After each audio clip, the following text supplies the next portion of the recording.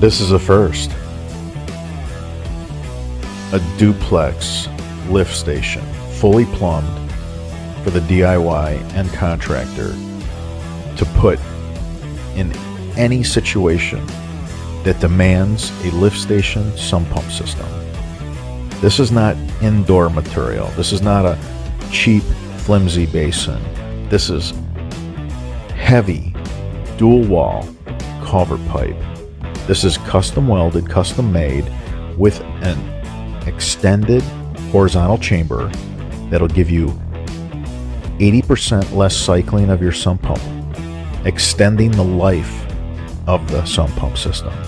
This will handle sheet water off the roof, sheet water off the driveway, your neighbor's yard water, your yard water.